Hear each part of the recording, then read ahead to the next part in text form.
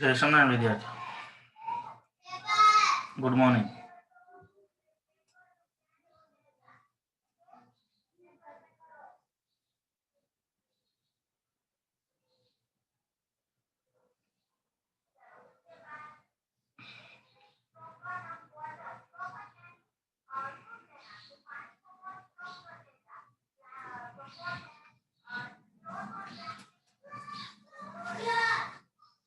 તો આ ચેપ્ટરમાં આપણે શેનો અભ્યાસ કરીએ છીએ? કોણ કહેશે? ચેપ્ટર છે શેના માટેનું છે? રાઇઝન કરે.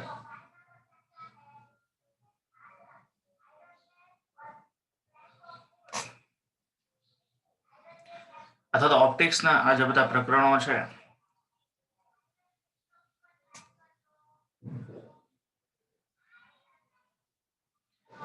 એમાં અલગ અલગ પ્રકરણ જે અભ્યાસની વાત આવે છે, એમ આ પ્રકરણો આપણે કઈ દિશા તરફ દોરી જાય છે. આ ચેપ્ટર બેઝિક કન્સેપ્ટ શું?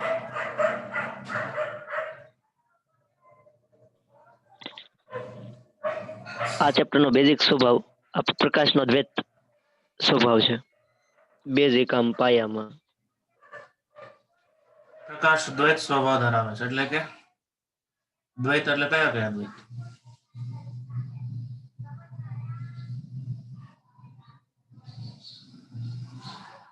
દ્વૈત સ્વભાવ ધરાવે છે તો કયા?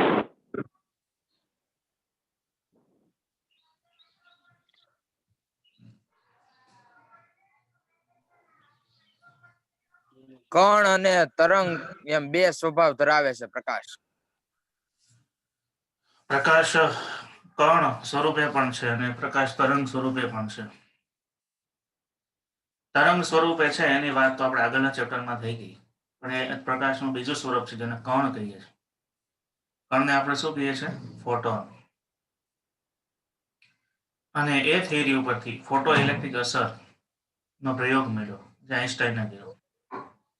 ફોટો ઇલેક્ટ્રિક અસર તો સૌપ્રથમ પ્લાન્કને જોવા મળી હતી એના એક પ્રયોગમાં. સ્પાર્ક હર્ટ્ઝને જોવા મળી હતી.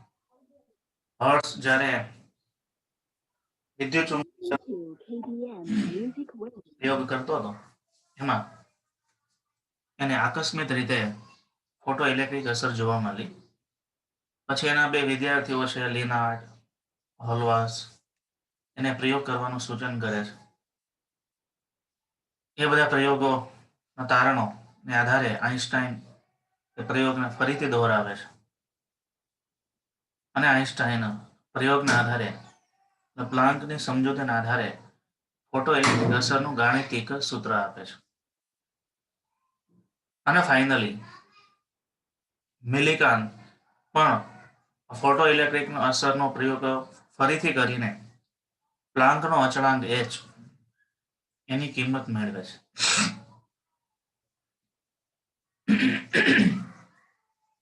મિલિકાન ઓઇલ ડ્રોપનો પ્રયોગ હતો, એના પરથી એને ઈનો વિદ્યુત ભાર ગણ્યો હતો અને ફોટો ઇલેક્ટ્રિક અસરનો પ્રયોગ કરી અને પાછો ઈનું વેલ્યુ મેળવે છે. બંને પ્રયોગમાં ઈનું મૂલ્ય સમાન મળે છે, જેના આધારે કહી શકાય કે પ્લાન્કના અચળાંકની વેલ્યુ સાચી છે અને ઈની વેલ્યુ પણ સાચી છે, કારણ કે બે પ્રાયોગિક ઘટનાઓ એનું સમર્થન કરે છે. એટલા માટે તો વિદ્યાર્થીઓ આ બધા થિયોરિટિકલ કોન્સેપ્ટ ઉપર આખું ચેપ્ટર છે. કોઈ પણ ચેપ્ટરનો તમારે સામાન્ય ઓવરવ્યુ એ પેલા મગજમાં થોડો ક્લિયર કરી લેવાનું, સીધું ગોખવા નહીં મળવાનું. આખો ચેપ્ટરનો હાર્દ હોય એ પકડી લેવાનું અને પછી એમાંથી જે અલગ અલગ થિયરીઓ છે, આ થિયરીમાં આ સૂત્ર આવે, આ થિયરીમાં આ સૂત્ર, એ રીતે તમે થોડું પ્લાનિંગથી યાદ રાખશો તો બધા સૂત્રો ફિઝિક્સમાં તમે વ્યવસ્થિત યાદ રાખી શકશો. સ્વાધ્યાયના આપણે દાખલાઓ ગણતા હતા, બરાબર? એમાં આપણે આગળ જઈએ.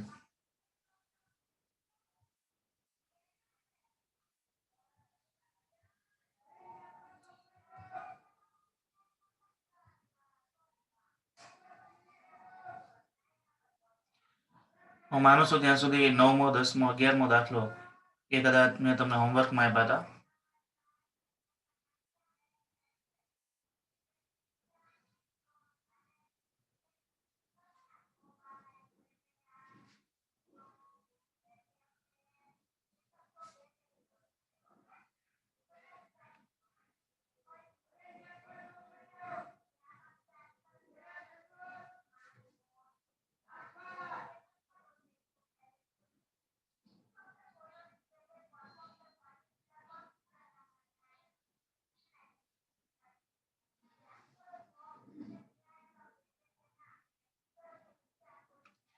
આજે આપણે વાત કરવાના છે કે આઈન્સ્ટાઈનના સાપેક્ષવાદ ઉપરથી આખી વાત આવે છે. અને હવે પછીના જે સ્વાધ્યાયના દાખલા ગણવાના છે એમાં નોંધની ખાસ જરૂર પડે, જે નીટ માટે ખાસ ઉપયોગી છે. 8મો 9મો અને 10મો દાખલો વાંધો નથી આવે એવું.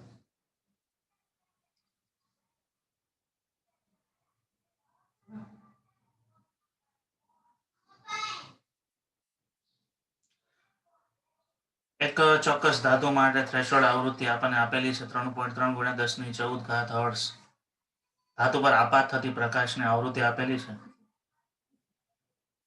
તો ફોટો ઇલેક્ટ્રિક ઉત્સર્જન માટે કટ ઓફ વોલ્ટેજનું મૂલ્ય કેટલું? એટલે કટ ઓફ વોલ્ટેજ મેળવવાનું. આઈ થિંક દાખલો ગણાઈ ગયો છે. F0 ને FO આપ્યું છે ને આપણે કટ ઓફ વોલ્ટેજ મેળવવાની વાત હતી. સદીનો 9મો દાખલો, એક ધાતુનું કાર્ય વિધેય વર્ક ફંક્શન આપણને આપેલું છે. એ વર્ક ફંક્શન આધારે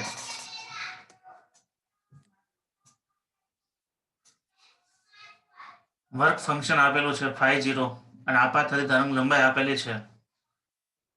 તો આપાત વિકિરણ માટે ફોટો ઇલેક્ટ્રિક ઉત્સર્જન થશે. એટલે કે જો આપાત થતી ઉર્જા એ વર્ક ફંક્શન ઉર્જા કરતા વધારે હોય તો ઉત્સર્જન થાય, ન હોય તો ન થાય. એટલે બેની ગણતરી કરવી પડે તરંગ લંબાઈ ઉપરથી.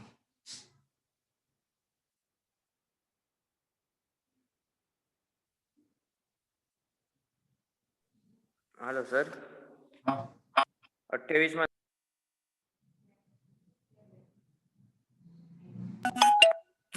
બોલ. 28મો દાખલાનો વિભાગ એ. 28મો વિભાગ એ. હા, એનું વેરિફિકેશન કરો. જવાબ નતો આવતો ને એટલે. હારું, એ મારે ભૂલાઈ ગયું છે. મને વોટ્સએપ કરવાનું કીધું તું. 28મો વિભાગ એ એમાં એ મને ભૂલાઈ ગયું છે. હું પછી કરાવીશ કાલે. બરાબર, યાદ નથી એવું. જોકે તમારા બોર્ડમાં નથી પણ છતાં આપણે એનું સોલ્યુશન તો મેળવવું પડશે કે શું કામ આન્સરમાં વેરિએશન આવે છે. એવું છે તો આખો ફરીથી ગણીને પછી એ તમને ફોટો શેર કરીશ. આગળ જઈએ તો વર્ક ફંક્શન ઉર્જા આપેલી છે તરંગ લંબાઈ ઉપરથી આપણે ઉર્જાની ગણતરી કરીએ, એને ઇલેક્ટ્રોન વોલ્ટમાં ફેરવી તો વર્ક ફંક્શન કરતા એ તરંગ લંબાઈની ઉર્જા એ નાની મળે છે. તેથી આપણને ફોટો ઇલેક્ટ્રિક અસર જોવા મળે નહીં. એટલે સ્વાધ્યાયના 10મા દાખલાની વાત કરીએ. ધાતુની સપાટી પર 7.21 × 1014 હર્ટ્ઝ તરંગ લંબાઈનો પ્રકાશ આપાત થાય છે અને તેની સપાટીમાંથી જે ઉત્સર્જિત થતા ઇલેક્ટ્રોનની ઝડપ આપેલી છે 6 × 10⁵ મીટર પ્રતિ સેકન્ડ. મહત્તમ ઝડપ ધરાવતા ઇલેક્ટ્રોન ઉત્સર્જિત થાય છે. તો ઇલેક્ટ્રોનના ફોટો ઉત્સર્જન માટે થ્રેશોલ્ડ આવૃત્તિ કેટલી હશે? ફોટોનના ઉત્સર્જન માટે થ્રેશોલ્ડ આવૃત્તિ આપણી પાસે માંગી છે. વેગ આપ્યો છે, વેગ ઉપરથી આપણને ગતિ ઉર્જા મળી જાય અને ગતિ ઉર્જા મળી જાય તો આપણી પાસે સૂત્ર છે hf0 = hf માઇનસ ગતિ ઉર્જા. આમાંથી કરતા બનાવ્યો અને એમાં સાદરૂપ આપો એટલે થ્રેશોલ્ડ આવૃત્તિ મળશે. એવી રીતે સ્વાધ્યાયનો 11મો દાખલો પણ અને અનુરૂપ જ છે. આર્ગોન લેઝર છે એના વડે ઉત્પન્ન થયેલા પ્રકાશની તરંગ લંબાઈ 428 નેનોમીટર છે.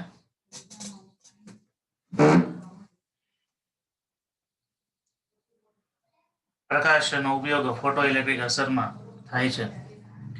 જ્યારે વર્ણપટ રેખાઓ પ્રકાશ ઉત્સર્જક માટે આપાત થાય ત્યારે ફોટો ઇલેક્ટ્રોન સ્પોટિંગ એટલે કે સ્ટોપિંગ કટ ઓફ પોટેન્શિયલ એટલા હોય તો ઉત્સર્જક જે દ્રવ્યમાંથી બનાવેલું છે એનું કાર્ય વિધેય શોધો. તમારી પાસે આર્ગોન લેઝર છે અને લેઝરમાંથી આ તરંગ લંબાઈનો પ્રકાશ ઉત્પન્ન થાય છે અને એનો ઉપયોગ કરીને આપણે બીજો એક ફોટો સેન્સિટિવ મટીરિયલ છે એના ઉપર પ્રકાશ આપાત કરીએ છીએ અને એનું કાર્ય વિધેય આપણને એટલું આપેલું છે. સોરી, સ્ટોપિંગ પોટેન્શિયલ એટલે આપ્યા છે, એનું કાર્ય વિધેય કેટલું? તો આપાત થતી ઉર્જા આપી છે, સ્ટોપિંગ વોલ્ટેજ આપ્યા છે અને કાર્ય વિધેય φ0 ગણવાનું છે. બધા જ દાખલાઓમાં એક જ સૂત્ર છે આઈન્સ્ટાઈનનું છે એનો ઉપયોગ થાય છે, ખાલી એમાં અજ્ઞાત વેલ્યુ અલગ અલગ બદલી નાખી છે. તો EV0 = hc/λ minus φ0, φ0 = hc/λ minus EV0. આ બધી કિંમતો મૂકીને સાદરૂપ આપવાનું છે. પણ ખાસ યાદ રાખવાનું તમારે કે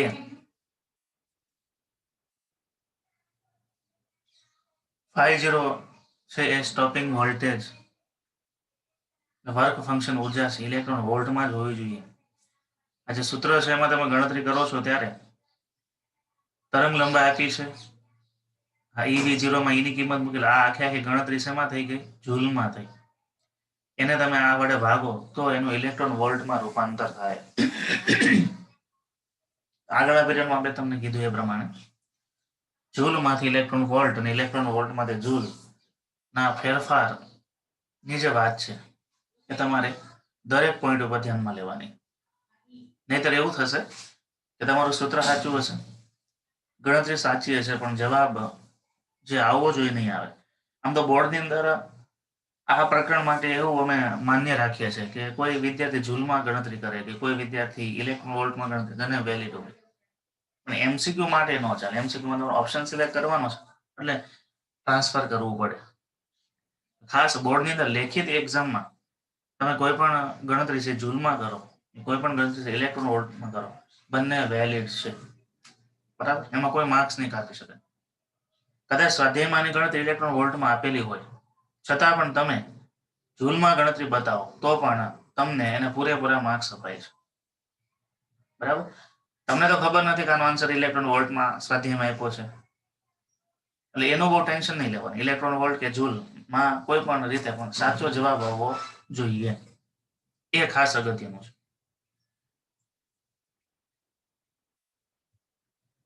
હવે પછીની જે નોંધ છે ખાસ આગળના સ્વાધ્યાયના દાખલાઓ ગણવા માટે સ્પેશિયલ નોંધ છે, બરાબર? જો આગળના તમારે સ્વાધ્યાયના દાખલાઓ કમ્પ્લીટ કરવા હોય એને સમજવા હોય તો નોંધની ખાસ જરૂર પડે. નવા સિલેબસમાં તો આ થિયરી હવે નથી. જૂના સિલેબસમાં થોડીક ફોટોનના ગુણધર્મોમાં આ સ્ટેપ આવતા. આપણે ફોટોના ગુણધર્મો જોઈએ, બરાબર? ફોટોનની લાક્ષણિકતાઓ શું, એમાં એટલી બધી ડિટેલ નથી આપી, ખાલી ઉપજલે આપી છે. જૂની બુકમાં એ થોડુંક ડિટેલમાં આપતા સૂત્ર સહિત. એમાં આઈન્સ્ટાઈનનું જે સાપેક્ષવાદનું સૂત્ર છે, બરાબર, એનો ઉપયોગ પણ આવતો. એના બધી સૂત્ર તારવી અને આખું બતાવ્યું હતું અને પછી એના પછી આ ફોટોના ગુણધર્મો સમજાવ્યા હતા. એનીવે અહીંયા એ ગુણધર્મો એને સ્વાધ્યાયના દાખલામાં ડાયરેક્ટ આપી દીધા છે એટલે ગુણધર્મો માટેની તમારી નોંધ થોડી અલગથી યાદ રાખવી પડે. સાપેક્ષવાદ અનુસાર સમજો, કોઈ ગતિમાન કણ હોય તો સાપેક્ષ દળનું સૂત્ર આવે. ખરેખર એવું છે કે કોઈ પદાર્થ સ્થિર હોય ત્યારે એનું દળ અને કોઈ પદાર્થ ગતિમાં હોય ત્યારે એનું દળ બંને ખરેખર જુદા જુદા હોય. જ્યારે કોઈ પદાર્થ ગતિમાં આવે એ માધ્યમની સાપેક્ષમાં ગતિ કરતો હોય તો માધ્યમની સાપેક્ષમાં ગતિને કારણે એનો આભાસી દળ બદલાય છે. આને આઈન્સ્ટાઈનનો દળ માટેનો સાપેક્ષવાદ કહેવાય છે. યુટ્યુબમાં જુઓ, સાપેક્ષતાની થિયરી ઉપર બહુ સારા વિડીયો અમુક લેખકોએ બનાવેલા છે. કારણ કે આપણે મોટાભાગના વિદ્યાર્થીઓ E બરાબર mc સ્ક્વેર સૂત્ર જાણીએ છીએ,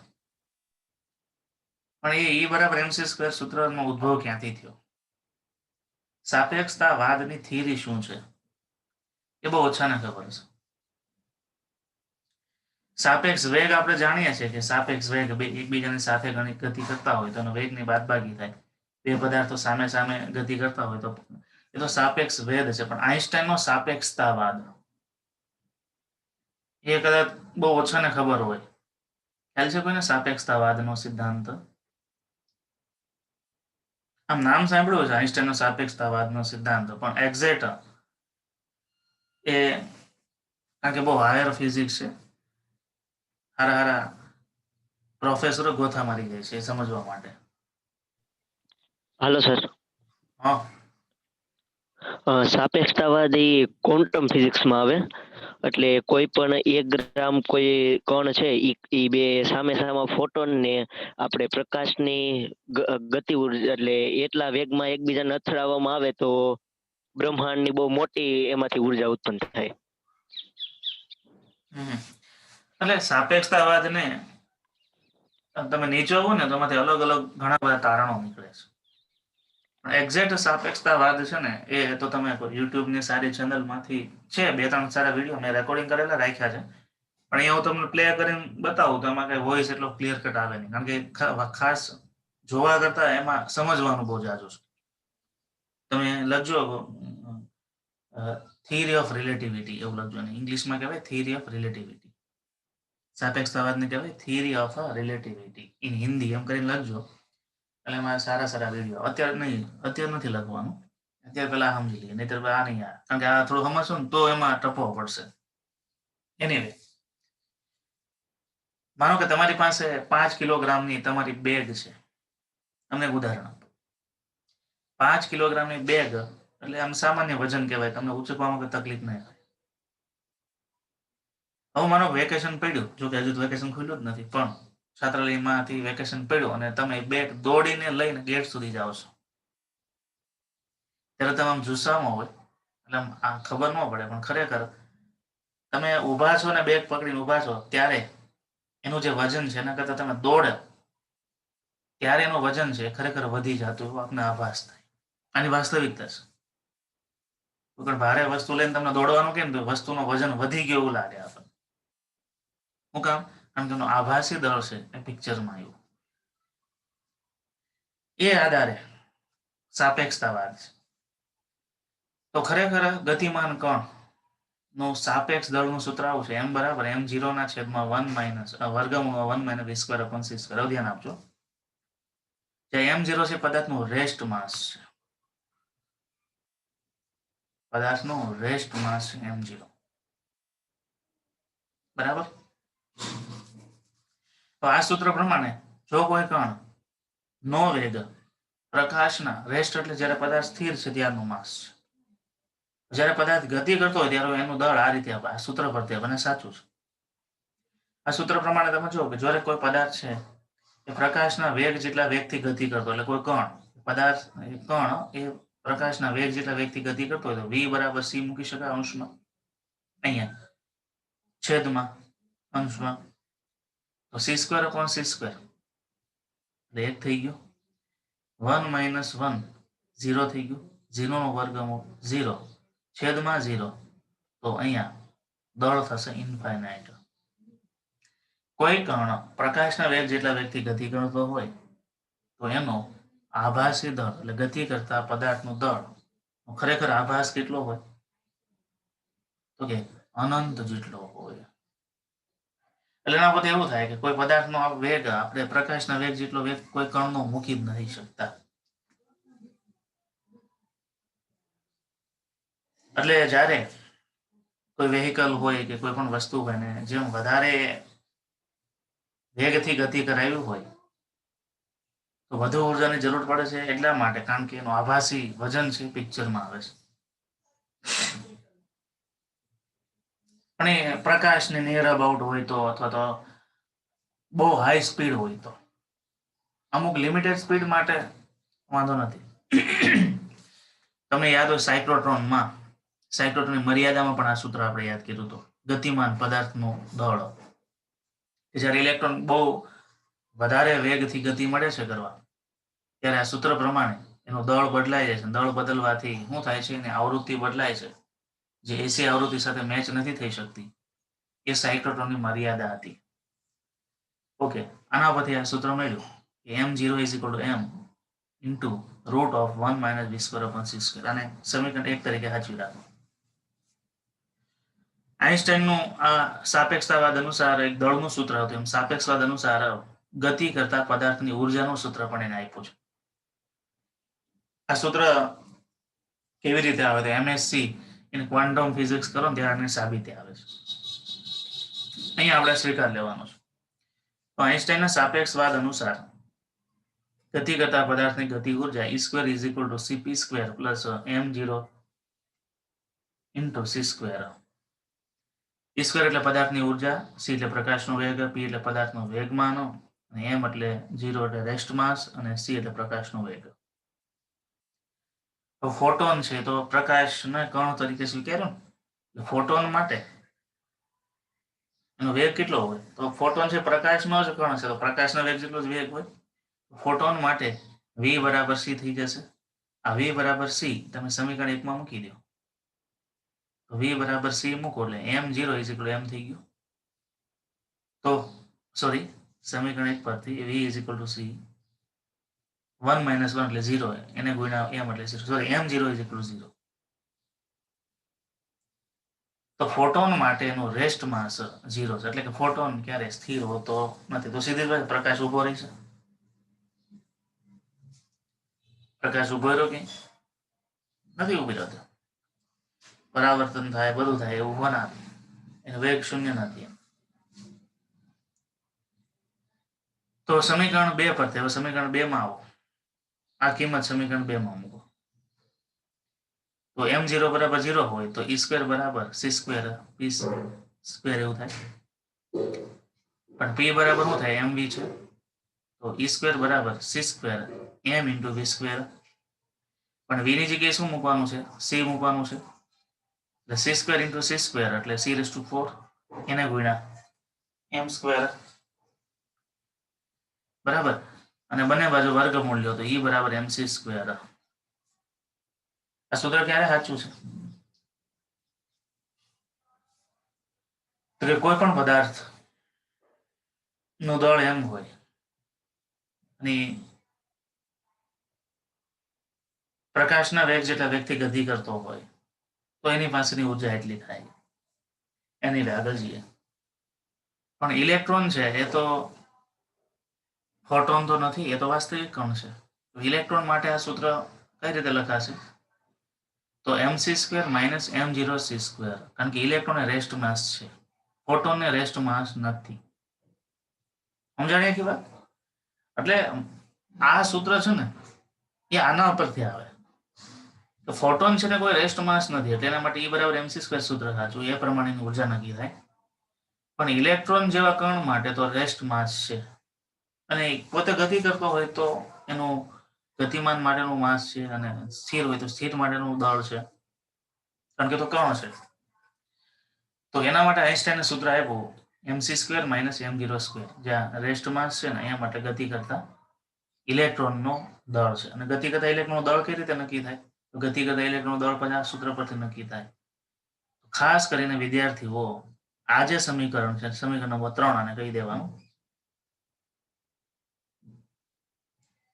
સમીકરણ 3 એ સ્વાધ્યાયના દાખલા માટે ખૂબ ઉપયોગી છે. કારણ કે એમાં ફોટો ઇલેક્ટ્રિક અસરમાં ઇલેક્ટ્રોનની પણ વાત આવે છે. જ્યારે ઇલેક્ટ્રોન ઉત્સર્જિત થાય ત્યારે ગતિ ઉર્જા સાથે ઉત્સર્જિત થાય છે, તો એની ઉર્જા ગણવાની વાત આવે છે. હવે આપણે દાખલાઓ જોઈએ ને, તો એમાં આ થિયરીના કન્સેપ્ટ આપણે કઈ રીતે ઇન્ક્લુડ કરી શકીએ, અંદર ઇન્વોલ્વ કરી શકીએ, એ ખાસ જોવાનું છે. અને JEE નીટ માટે આ ચેપ્ટરમાંથી આખો યુનિટ છે મોડર્ન ફિઝિક્સનો. વિદ્યુત ચુંબકીય તરંગો માટે એક ચેપ્ટર છે ને યુનિટ વાઇઝ છે. બરાબર. પછી રે ઓપ્ટિક્સ અને વેવ ઓપ્ટિક્સ, એ બે ભેગા થઈને એક યુનિટ છે. એટલે કિરણ પ્રકાશ શાસ્ત્ર અને તરંગ પ્રકાશ શાસ્ત્ર બંને ચેપ્ટર ભેગા કરો અને ભેગા થઈ ને આખો યુનિટ છે. વિદ્યુત ચુંબકીય તરંગો નો આખો, તો અહીંયા બોર્ડની અંદર ચેપ્ટર નાના છે, જી નીટમાં એનું વેઇટેજ વધારે છે. તો તરંગ પ્રકાશશાસ્ત્ર, કિરણ પ્રકાશશાસ્ત્ર બોર્ડની અંદર એનું વેઇટેજ વધારે છે, જી નીટમાં પાછા ભેગા કરીને મૂક્યા છે. એટલે એવું થોડું રહેતું હોય છે. આગળ સ્વાધ્યાયના જે દાખલાઓ છે એની વાત કરીએ તો આ થિયરીનો હજુ પણ આનું ઊંડાણ આપણને ખ્યાલ આવશે કેવી રીતે ક્યાં એપ્લાય કરવી.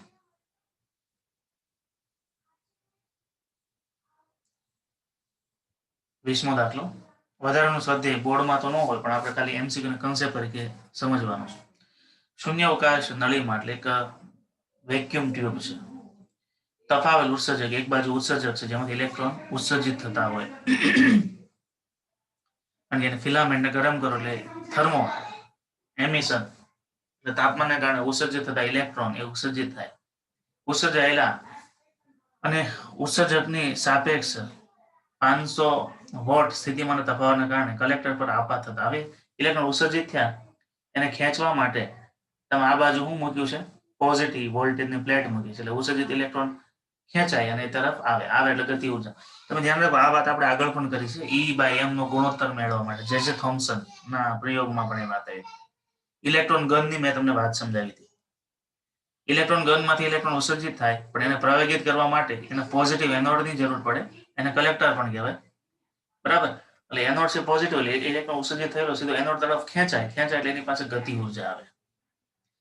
સ્થિતિમાનને કારણે ઇલેક્ટ્રોન પર આપાત થતા ઇલેક્ટ્રોનની ઝડપ શોધો. તો કેટલી ઝડપથી કે ઇલેક્ટ્રોન ગતિ કરે છે એ ગણવાનું છે. ઇલેક્ટ્રોનની પ્રારંભિક ઝડપ અને અવગણો. પ્રારંભિક એટલે રેસ્ટ માસ હોય ત્યારે એની ઝડપ અવગણ, એટલે પ્રારંભિક વેગ 0 છે, અંતિમ વેગ ગણવાનો છે. અને ઇલેક્ટ્રોનનો વિશિષ્ટ વિદ્યુત ભાર એટલે કે તેમનો E/m નો ગુણોત્તર 1.76 × 10⁻11 કિલો કુલમ પ્રતિ કિલોગ્રામ આપેલ છે. તો આ જે થોમ્સનના પ્રયોગમાં આપણે E/m નો ગુણોત્તર લીધો તમે, એમાં E/m નો ગુણોત્તર આપ્યો છે ને આપણે ઝડપ ગણવાની છે. તમે યાદ કરો, આ જે થોમ્સનનો પ્રયોગ છે E/m, જ્યારે આપણે વિશિષ્ટ વિદ્યુત ભારની ગણતરી માટેનો પ્રયોગ કરીએ છીએ, આપણે પહેલા ચેપ્ટરમાં છે આવ્યું હતું. એ જ કન્સેપ્ટ, એ ટાઈપનું આખું પ્રેક્ટિકલ સેટઅપ અત્યારે આ ચેપ્ટરમાં ફરીથી રિપીટ થયું, બરાબર. તો વોલ્ટેજ આપ્યા છે 500 વોલ્ટ અને એના કારણે મળતી ગતિ ઉર્જાને કારણે મળતો વેગ 1/2 MeV². અહીંયા આપણે મેળવવાનો વેગ એટલે યાંત્રિક ભૌતિક રાશિ. યાંત્રિક ભૌતિક રાશિ તમારે ગણવી હોય તો અહીંયા આ છે ઇલેક્ટ્રોન વોલ્ટમાં થી આપણે ઇલેક્ટ્રોન વોલ્ટમાં ફેરવવું પડે. E ને ગુણ્યા V કરી નાખો, ઓટોમેટિક યાંત્રિક ભૌતિક રાશિમાં રૂપાંતર થઈ જશે. ફરીથી E વડે ભાગવાની જરૂર નથી. એની વેલ્યુ મૂકશો એટલે જૂલ પ્રતિ વોલ્ટ એટલે કુલમ થઈ ગયું. તો આના પરથી 2 આ બાજુ આવ્યા, M આ બાજુ આવ્યા અને સાદુરૂપ આપ્યું તો મહત્તમ વેગ આપણે એટલો મળ્યો. પહેલો વિભાગ હતો. E/m નો ગુણોત્તર આપ્યો છે એટલે એ પ્રમાણે મૂકીને આપણે ગણી શકીએ આમ, કારણ કે E/m નો ગુણોત્તર ઉપરથી સીધી કિંમત આપણે મૂકી શકાય.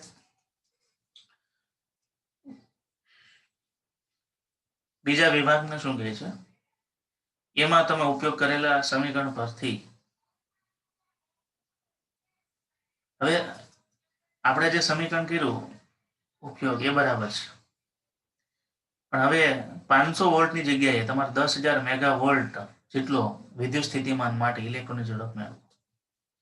પહેલી વખતે તમે પ્રયોગ કરો છો ત્યારે ઇલેક્ટ્રોનને તમે કેટલો વેગ આપો છો? 500 વોલ્ટને કારણે. એટલે વોલ્ટેજનો તફાવત કેટલો આવે છે? 500. એટલે 500 ને કારણે સ્થિતિ ઉર્જા નાની હોય, ધ્યાન આપજો, કારણ કે EV0 ઘટી ગયા.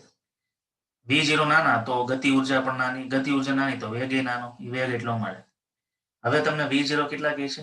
10 મેગાવોટ, એટલે 10 એને ગુણ્યા 10⁶ વોલ્ટ તમારે આપવાના છે. અને ત્યારની આપણે ગતિ ઉર્જા ગણવી, તો અત્યારની ગતિ ઉર્જા ગણીએ તો અહીંથી આમ ગતિ ઉર્જા ગણી. હવે તમે અહીંયા ગતિ ઉર્જા ગણો તો એ મૂલ્ય જો પ્રકાશના વેગ કરતા પણ વધી જાય છે. તો ખોટું કહેવાય ને. ઇલેક્ટ્રોન વેગ પ્રકાશનો વેગ કરતા મોટો આવે તો શક્ય નથી. હવે આપણે સાપેક્ષવાદ ના ઇમ્પોર્ટન્સ સમજાશે. તો ઝડપ શોધો. તમને શું ખોટું જણાય છે? આ સૂત્રમાં કયો સુધારો કરવો જોઈએ? જો તમે પ્રેક્ટિકલ પોઈન્ટ ઓફ વ્યૂ તમે જોવા જાઓ તો એ વિભાગની ગણતરી અને આ બે વિભાગની પહેલી ગણતરીમાં કશું જ ખોટું નથી. સ્થિતિ ઉર્જા બરાબર ગતિ ઉર્જાનો સંબંધ મૂક્યો અને એ પ્રમાણે સંબંધમાં આગળ પ્રેક્ટિકલમાં આપણે એવું જ કર્યું છે. અને એ સંબંધ મૂકીને તમે વેગની ગણતરી કરો, પણ વેગની ગણતરી તમે જાતે બી કરજો. 1.88 ગુણ્યા 10⁹ ખરેખર 10⁹ હોય 10⁸ આવે. 3 ગુણ્યા 10⁸ છે. આ 10 ગણો વેગ વધારે મળ્યો. ભલે મૂલ્ય 1.88 પણ 10⁹ છે. જુઓ તો એ વેગનું મૂલ્ય છે એ c કરતા મોટું છે. એટલે કે ઇલેક્ટ્રોનનો વેગ છે પ્રકાશના વેગ કરતા વધારે છે, જે શક્ય નથી. તેથી તેમાં સુધારો નીચે મુજબ કરી શકાય. હવે શું સુધારો કરવાનો છે? તો આઈન્સ્ટાઈનના સાપેક્ષવાદ અનુસાર ગતિ ઉર્જા k ડેશ, જેને આપણે ઉર્જા કહીએ છીએ, = mc² - m0c². તો k ડેશ બરાબર શું થશે? ev0 થશે. m એટલે m0/√1 - v²/c² માઇનસ m0c² નું સાદરૂપ આપતા આપતા આપતા આપતા આપતા આપતા આપતા આપતા v ને કરતા બનાવવાનો છે. અને v ને કરતા બનાવી અને તમારે વેગ ગણવાનો છે, જે રાઉન્ડ ઓફ v² એપ્રોક્સિમેટલી 1 મળે છે. અને v² એપ્રોક્સિમેટલી c² એટલે v બરાબર c. એટલે હવે વેગ પ્રકાશના વેગ જેટલો મળે છે, જે વેલિડ છે એ આપણને મળી શકે.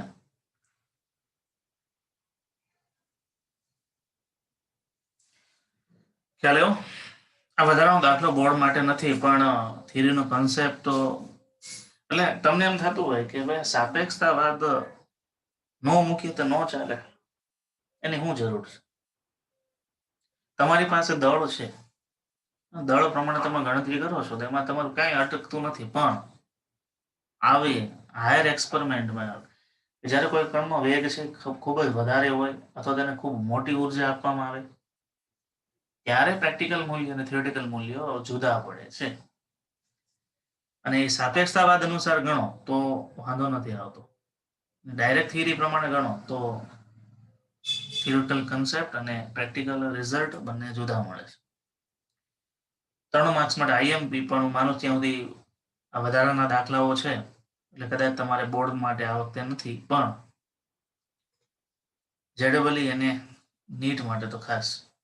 કારણ કે હું માનું છું ત્યાં સુધી જેડબલઈમાં આ ચેપ્ટરમાંથી જે પૂછે છે ને, કાં ફોટો ઇલેક્ટ્રિક અસરમાંથી પૂછે છે, કાં આ સાપેક્ષતાવાદમાંથી પૂછે છે.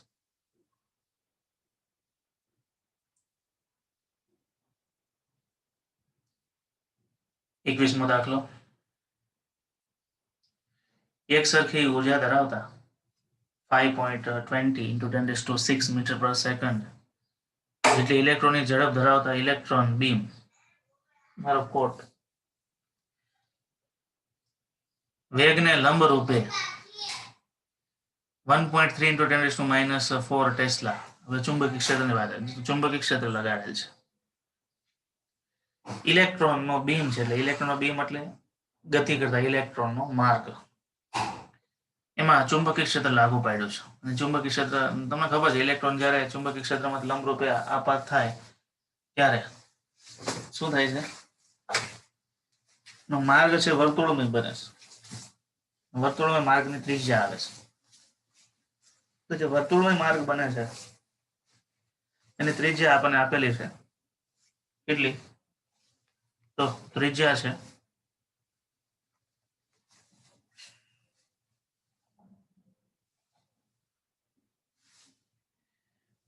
એ ત્રિજ્યાની જ આપણે ગણતરી કરવાની છે. ઇલેક્ટ્રોન માટે E/m નું મૂલ્ય આપેલું છે. આમાં તમારે ફરીથી લંબરૂપે ગતિ કરતા હોય તો કઈ શરત આવે? કેન્દ્ર ત્યાગી બળ = કેન્દ્રગામી બળ. એ શરતનો ઉપયોગ કરો તો જ તમને વર્તુળમય માર્ગની ત્રિજ્યા મળે. એટલે આ ચેપ્ટર નંબર 4 પાર્ટ નંબર 1 માંથી ચેપ્ટર નંબર 4 સાયક્લોટ્રોનની જે થિયરી આવી હતી,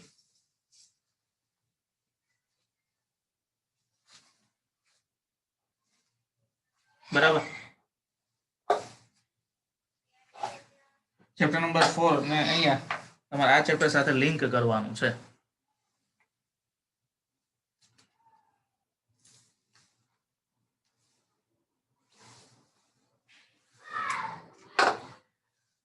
એને આની સાથે લિંક કરી અને ગણતરી કરવી પડે. રીત જોઈએ. ચુંબકીય ક્ષેત્રમાં લંબરૂપે દાખલ થતા ઇલેક્ટ્રોનના વર્તુળ માર્ગ માટે કેન્દ્ર ત્યાગી બળ જેટલું કેન્દ્રગામી બળ mv²/r બાવ કોસાઇન થીટા થીટા છે 90 નું હોય r બરાબર mq/bq mv/bq. અહીંયા q બરાબર ઇલેક્ટ્રોન લઈ લઈએ કારણ કે ઇલેક્ટ્રોનની વાત છે તો r બરાબર v/b અને અંશમાંથી છેદમાં મૂકી શકાય એટલે q/m એટલે q/m બરાબર e/m થઈ ગયું જે આપણને આપ્યું છે. b આપી દીધું છે. દાખલ થતા ઇલેક્ટ્રોનનો વેગ આપ્યો છે. ત્રિજ્યા ગણવાની કીધી છે. જો ગણી શકાય તો ગણી નાખવાની. ફરીથી આગળ હતી એવી જ વાત આવી કે શું એમાં તમે ઉપયોગ કરેલ સૂત્ર 200 મેગા ઇલેક્ટ્રોન વોલ્ટ ઇલેક્ટ્રોન બીમના માર્ગની ત્રિજ્યાની ગણતરી કરી શકો છો. અહીંયા કેટલી છે? એટલો વેગ છે. હવે તમને ઉર્જા કહીશ. ઉર્જા ઉપરથી તમારે વેગ ગણવો પડે. વેગ ઉપરથી તમારે ગણતરી કરવી પડશે. જો ના તો તેમાં શું સુધારો કરવો જોઈએ? પેલા આપણે આને પૂરું કરી લઈએ પછી એનું નોંધ છે ને એ ખાસ સમજવા જેવી છે એની વાત કરીશું. તો 200 મેગા ઇલેક્ટ્રોન વોલ્ટ માટે ઉર્જાવાળા ઇલેક્ટ્રોનનો વેગ પ્રકાશના વેગથી વધુ છે. આપણે 100 માટે પણ વધી ગયો તો 20 માટે તો વધી જાય કે તેના જેટલો છે. તેથી તેનું આ સીધળ આઈન્સ્ટાઈનના સૂત્ર પરથી ગણવું પડે. તો સમીકરણ 1 પરથી નીચે મુજબ દર્શાવી શકાય. ખ્યાલ આવ્યો? તો ખરેખર વાત શું છે કે આમાં તમે દળ છે ને એ ડાયરેક્ટ લઈ લીધો છે ઇલેક્ટ્રોનનું દળ. જો ઇલેક્ટ્રોન ખૂબ ઝાઝા વેગથી ગતિ કરતો હોય તો એ ઇલેક્ટ્રોનનું જે દળ છે એમાં આભાસી દળને ધ્યાનમાં લેવું પડે. કારણ કે આ સૂત્ર પ્રમાણે માનો કે નાનો એવો વેગ હોય, ધ્યાન આપજો. તમને છે આગળની થિયરી હું લઈ જાઉં છું.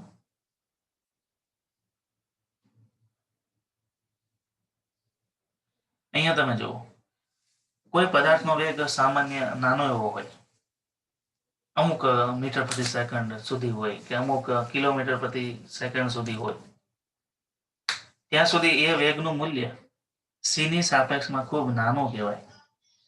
એટલે v²/c² નો ગુણોત્તર છે એ રાઉન્ડ ઓફ 0 મળે. એટલે 1 - 0 એટલે m0/1 - 0 એટલે 1 થશે. 1 નું વર્ગમૂળ 1 જ થાય એટલે m બરાબર m0. એટલે સામાન્ય ઓછા વેગની જે ઘટનાઓ છે ને એ ઓછા વેગની ઘટનાઓ માટે આ સૂત્રમાં તમે કિંમત મૂકો તો પણ m બરાબર m0 નિયર અબાઉટ મળે છે. એટલે પહેલા વિભાગમાં વિદ્યાર્થીઓ એ વેગનું મૂલ્ય છે ને નાનું છે. કારણ કે આ વેગ છે એ પ્રકાશના વેગની કમ્પેરમાં તો ખૂબ નાનો જ કહેવાય, હું માનું છું ત્યાં સુધી. એટલે તમે m0 ની જગ્યાએ તમે ખાલી m મૂકી દો અથવા તો m બરાબર m0 મૂકો તો કઈ ફેર નહીં પડે. કારણ કે v²/c² નો ગુણોત્તર નાનો મળશે એટલે m બરાબર m0 થશે. પણ બીજા વિભાગમાં તો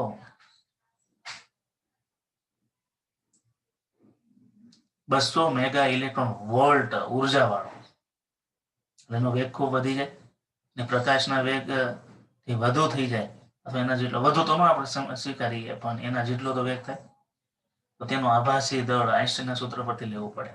તો સમીકરણ 1 નીચે મુજબ દર્શાવી શકાય. r બરાબર r ડેશ એને ગુણ્યા v/EB લેવું પડે. પણ m ડેશ બરાબર શું થશે વિદ્યાર્થીઓ? તો mo ના છેદમાં વર્ગમૂળમાં 1 - v²/c² એને ગુણ્યા v * EB આ રીતે ગણતરી કરવી પડે. આ રીતે ગણતરી કરવી પડે પણ ગણતરી તમારી નથી માંગી ત્રિજ્યા કેટલી થાય એટલે તમને કહે કે હું સુધારો કરવો જોઈએ. એટલે સુધારો તમારે સૂચવવાનો છે કે આ રીતે કરવો જોઈએ. તો હવે જો નોંધ શું આપી છે ખાસ જીનીરના કન્સેપ્ટ માટે છે કે સ્વાધ્યાયમાં 20મા દાખલામાં બી વિભાગ અને 21મા દાખલામાં બી વિભાગ તમને સાપેક્ષતાવાદી યંત્રશાસ્ત્ર તરફ દોરી જાય છે જે આ પુસ્તકની મર્યાદા બહાર છે. મેં કીધું હતું પહેલા કે આઈન્સ્ટાઈનની જે રિલેટિવિટી થિયરી ઓફ રિલેટિવિટીનો જે કન્સેપ્ટ છે એ હારા પ્રોફેસરોને ગોથા મારી દીધી છે. બરાબર. ટીવાય ફિઝિક્સના એક ચેપ્ટર આવે છે મોડર્ન ફિઝિક્સમાં આઈન્સ્ટાઈનની સાપેક્ષતાવાદમાં, અને મેથેમેટિક્સ છે ને તમે ગણવા બેસો ને તમારું મગજ ફરી જાય, એટલું હેવી હોય છે, જે તમારી તો મર્યાદા બહાર જ છે. અહીંયા તેમનો ઉપયોગ કરવા માટે આશય અને આ બાબત તરફ ધ્યાન દોરવા માટે છે કે સ્વાધ્યાયના વિભાગ એમાં તમે જે સમીકરણનો ઉપયોગ કરો છો તે ખૂબ ઊંચી ઝડપ અને ઉર્જાઓને લાગુ પાડી શકાતા નથી. ખૂબ ઊંચી ઝડપ અને ઉર્જાઓ એટલે તેનું શું સમજવા માટે અંતમાં આપેલા ઉકેલો જુઓ. એટલે એ વિભાગમાં તમે બે દાખલામાં 21 અને 20 માં એ વિભાગમાં તમે જે ગણતરી કરી છે એ ગણતરી નાની ઝડપ માટે બરાબર છે, મોટી ઝડપ માટે બરાબર નથી.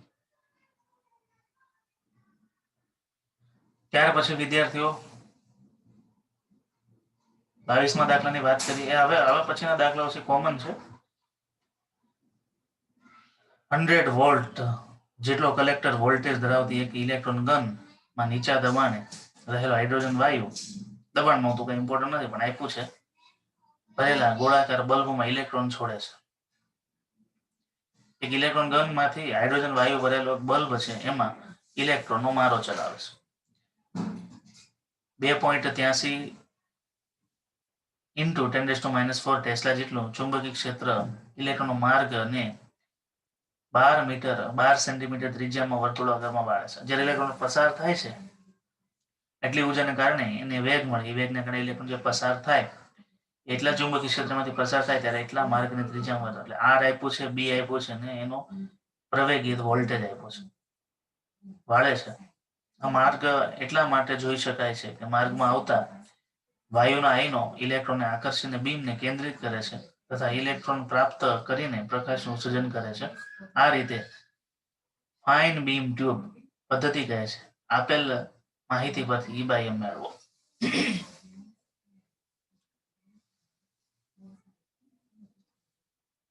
ફાઇન બીમ ટ્યુબ મેં જે વખતે વિદ્યાર્થીઓને કઈ ઓનલાઈન બતાવી હતી વિડીયો, તમારે યુટ્યુબમાં મૂકવાનો ફાઇન બીમ ટ્યુબ.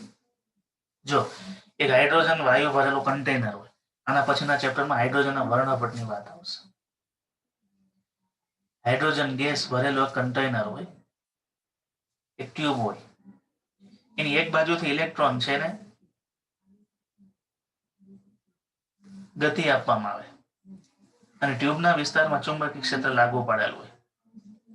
એટલે શું થાય, જ્યારે ઇલેક્ટ્રોન ચુંબકીય ક્ષેત્રવાળા વિસ્તારમાં આવે ત્યારે વર્તુળમય ગતિ કરે. વર્તુળમય ગતિ કરતા કરતા હાઇડ્રોજનના આયનો સાથે અથડાય. હાઇડ્રોજનના આયનો સાથે અથડાય એટલે હાઇડ્રોજનના પરમાણુમાં એમાં ઉત્સર્જિત વર્ણપટને કારણે એમાં એક પ્રકાશિત લીસોટો જોવા મળે. લીસોટો છે વર્તુળાકાર જોવા મળે, કારણ કે ઇલેક્ટ્રોનનો જે માર્ગે ગતિ કરે એ માર્ગમાં જ લીસોટો મળે. તો તમને એક પ્રકારનો અર્ધ વર્તુળાકાર પ્રકાશનો લીસોટો ટ્યુબની અંદર જોવા મળે. એને ફાઇન બીમ ટ્યુબ કહેવાય. અને ફાઇન બીમ ટ્યુબની મદદથી E/m આપણે ગણવાનું છે. યુટ્યુબમાં તમે લખજો ફાઇન બીમ ટ્યુબ તો એના અલગ અલગ પ્રકારના વિડીયો આવશે છે. એટલે આમાંથી બે વસ્તુનો અભ્યાસ થાય, એક તો હાઇડ્રોજન ના વર્ણપટો ને બીજો કે ચુંબકીય ક્ષેત્રમાંથી ઇલેક્ટ્રોન જ્યારે ગતિ કરે ત્યારે વર્તુળ માર્ગે ગતિ, કારણ કે ઇલેક્ટ્રોન દેખાતો નથી અને વર્તુળ માર્ગ જે લાઇટનો લીસોટો જોવા મળે છે ને એના ઉપરથી ઇલેક્ટ્રોન જોઈ શકાય છે. ઇલેક્ટ્રોનનો માર્ગ જોઈ શકાય છે. 100 વોલ્ટ આપ્યા છે, બી નું મૂલ્ય આપ્યું છે, આર નું મૂલ્ય આપ્યું છે. ફરીથી કન્ડિશન મૂકો કેન્દ્ર ત્યાગી પર, કેન્દ્રગામી પર, માટે આર ને કરતા બનાવો, E/m ને કરતા બનાવો. તો એટલું તો મળી ગયું. E/m નો ગુણોત્તર મેળવવા માટે V/b ને આર આપ્યા છે, એમાંથી V નથી આપ્યું તો V માટે ગતિ ઉર્જા બરાબર સ્થિતિ ઉર્જા કિંમત મૂકીને વેગની કિંમત મેળવો, અને એ વેગનું સૂત્ર સમીકરણ 1 માં મૂકી E/m નો ગુણોત્તર મૂકો એટલે મળી જાય છે.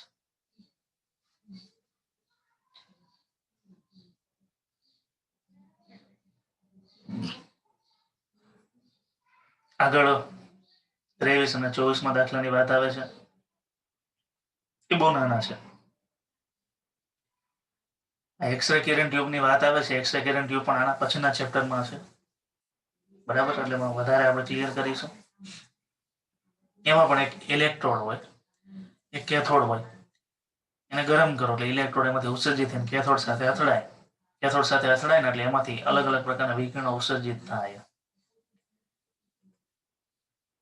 તો એક્સરે કિરણની ટ્યુબ સતત વર્ણપટના વિકિરણો ઉત્સર્જિત કરે છે, જેમાંથી સૌથી ટૂંકી તરંગ લંબાઈવાળા તરંગો 0.45 એંગસ્ટ્રોમ છે. આ વિકિરણના ફોટોનની મહત્તમ ગતિ ઉર્જા કેટલી? તો જેટલી તરંગ લંબાઈના તરંગો ઉત્સર્જિત થાય એટલા જ એમાંથી ફોટો ઇલેક્ટ્રોન ઉત્સર્જિત થાય. એના જવાબ માટે ઇલેક્ટ્રોન ટ્યુબમાં પ્રવેગિત વોલ્ટેજ, જેના વડે તમે ઇલેક્ટ્રોનને પ્રવેગિત કરો છો, એ વોલ્ટેજ એટલે કેટલો હોવો જોઈએ? સ્ટોપિંગ વોલ્ટેજ એટલો જ હોવો જોઈએ. તો વિકિરણની ઉર્જા ઇઝ ઇક્વલ ટુ hc/λ. અને જેટલી વિકિરણની ઉર્જા છે એટલી જ ફોટો ઇલેક્ટ્રોનની ઉર્જા હોય. જેટલી ઉર્જાવાળું વિકિરણ એના પર આપાત થાય એટલી જ ઉર્જાવાળું ઇલેક્ટ્રોન ઉત્સર્જિત થશે. અહીંયા શું કીધું છે આ બસ એ રીતે.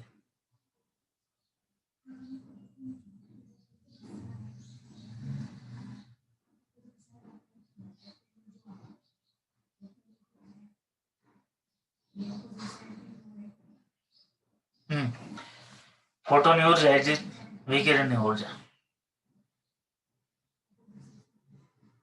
એના ઉપરથી ઉર્જા ગણી અને એ ઉર્જા ઇઝ ઇક્વલ ટુ સ્થિતિ ઉર્જા ઇઝ ઇક્વલ ટુ ફોટોનની ઉર્જા એ મળી ગઈ છે. એમાંથી વોલ્ટેજની ગણતરી કરી.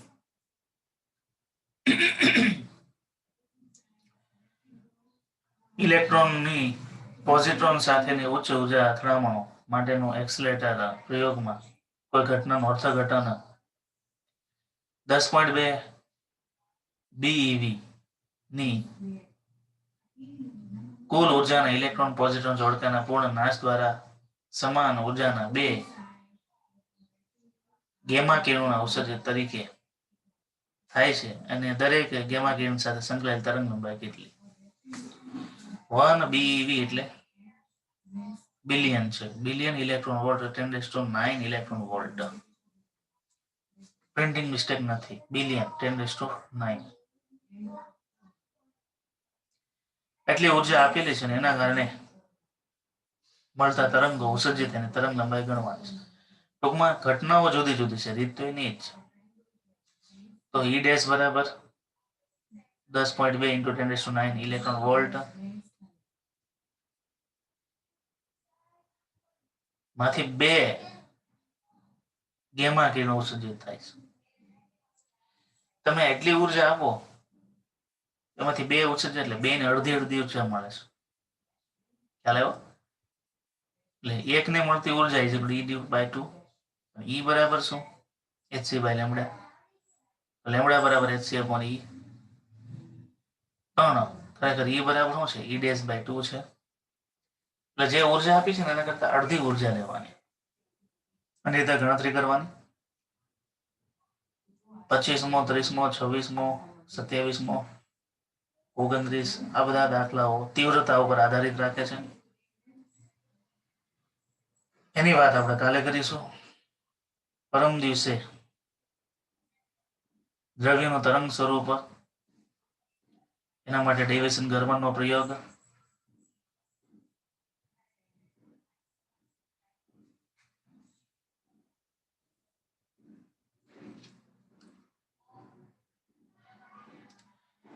માનું છું ત્યાં સુધી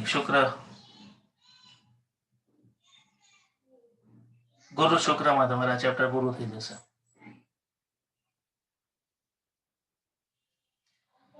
દાખલાઓ ઝાઝા છે પણ દાખલામાં રીત એકની એક જ છે, સૂત્ર એકના એક જ છે.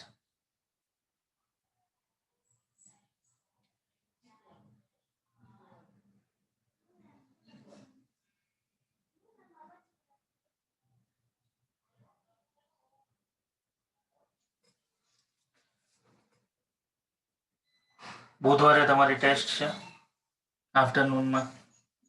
મોર્નિંગમાં આપણો પીરિયડ એમની છે. ખાસ તૈયારી કરજો.